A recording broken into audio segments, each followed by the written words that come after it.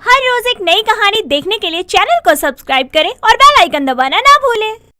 अरे यार, तुम सब कब आओगे? मैं कब से तुम्हारा वेट कर रही हूँ। यार 5 मिनट और रुक ले, मैं जैस्मिन के साथ पहुँच जाऊंगी वहीं पर। पागल हो गई हो क्या दोनों?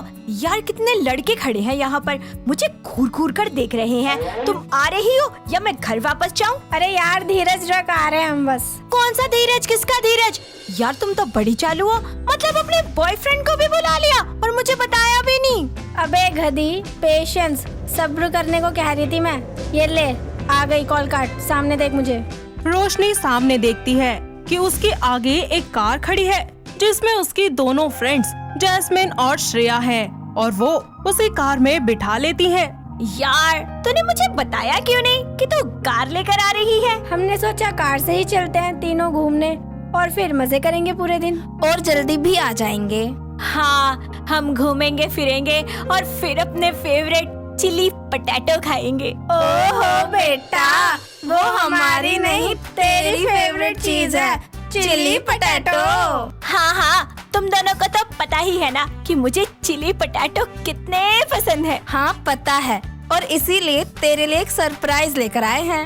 और बात करते करते तीनों एक मॉल में पहुंच जाते हैं और वहां खूब सारी शॉपिंग करते हैं, साथ ही मूवी भी देखते हैं। और कुछ ही देर के बाद तीनों खाना खाने के लिए एक अच्छे से रेस्टोरेंट में जाती हैं, जहां वेटर के आते ही रोशनी फटाक से बोलती है, वेटर मेरे लिए सेजवान चिली पटाटो, एक honey chilli potato, garlic chilli potato जल्दी से लेकर आओ। ये सब हम मिलकर खाएंगे?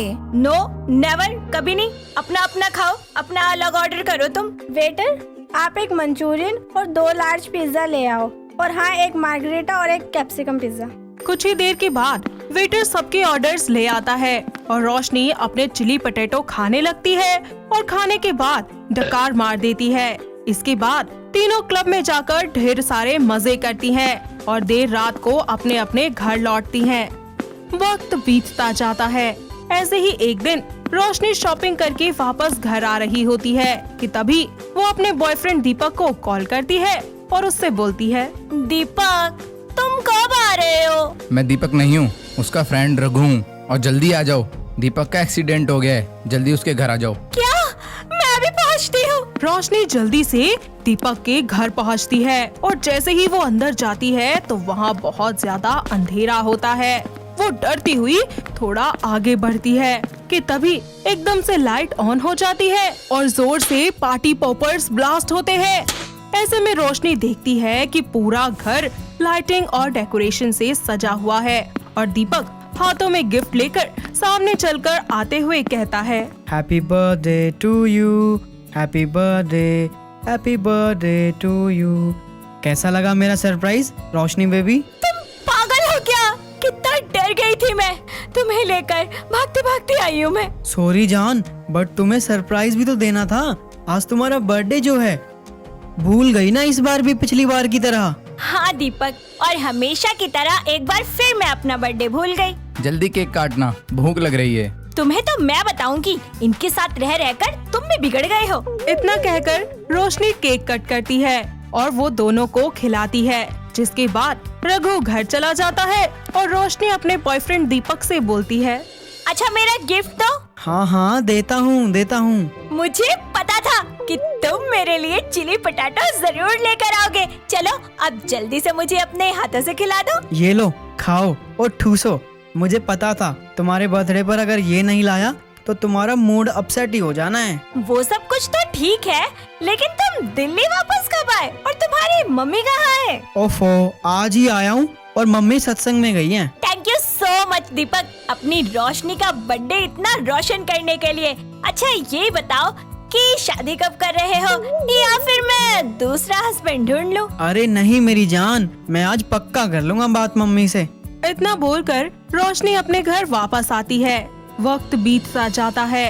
दीपक भी अपनी विधवा माँ रितु से रोशनी के बारे में सब बता देता है, जिसके बाद वो दोनों शादी के लिए राजी हो जाते हैं।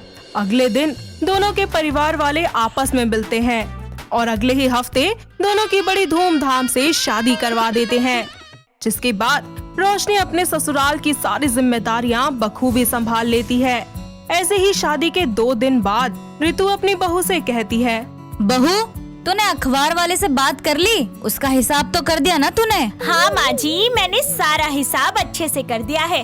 माँ जी, अगर आप बुरा न माने तो मैं आपको अपने हाथों से कुछ अच्छा सा बनाकर खिलाना चाहती हूँ। हाँ, बता क्या बनाएगी? अरे पूछने वाली क्या बात है, तू बना कर ही ले आ। हाँ माँ जी, ठीक है, मैं बना कर लाती हूँ। आप एक बार खाएंगी ना तो खाने के साथ साथ उंगलियाँ भी चाट जाएंगी। इतना कहकर रोशनी आलू काटती है और फिर सॉस रेडी करती है और जल्दी से कढ़ाई में तेल गरम करके आलू तल लेती है। इसके बाद वो सॉस डालकर उनको अच्छे से मिलाकर गर्मा गर्म चिली पोटैटो बनाती है और मन में बोलती है, हाय, मेरे मुंह में तो पानी आ रहा है इसे देखकर। अभी खा लूं, मन तो कर रहा है सारा, लेकिन पहले माँ जी को तो खिला दूं। वो चिली पोटैटो को एक बाउल में डालकर अपनी सास के सामने ले जाकर रख देती है और बोलती है, ये लीजिए माँ जी, गर्मा गर्म चिली पोटैटो, खाइए और बताइए। अरे खाने तो दे बहू, बहुत गर्म है अभी। अरे वाह, क्या टेस्टी है बहू, ला और दे दे। जी माँ जी, खाइए ना। अरे बहू, इसमें क्या क्या है वैसे, जरा मुझे भी तो बता दे। माँ जी, इसमें मैंने आलू के साथ 2-3 सब्जियाँ और 2-4 सॉसेस मिलाई है और कढ़ाई में तल के इन्हें एकदम करारा कर दिया है, तभी तो ये इतने यमी यमी बने हैं। अच्छा, तो आलू से बनता है, वैसे पकोड़े की तरह है ना? हाँ माँ जी, कुछ ऐसा ही समझ लीजिए। समय गुजरता जाता है। सास बहू के चस्के की वजह से दीपक को भी अब रोज रोज चिली पोटैटो ही खाने पड़ते थे। इन सब से परेशान होकर वो दोनों से बोलता है, रोशनी, माँ, क्या हो गया है आप दोनों को?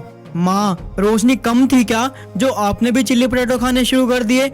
मैं पक चुका हूँ लंच और डिनर में चिली पोटैटो खा खा कर। आप दोनों को अपनी हेल्थ की चिंता नहीं है, पर मुझे आप दोनों की है, और अपनी भी। अरे बेटा, ये तो आलू है, इससे क्या नुकसान होगा भला? हाँ दीपक, इसे खाने में प्रॉब्लम ही क्या है? क्या बात करनी है रोशनी तुम्हें? तुम तो वैसे भी दीवानी हो इस खाने की।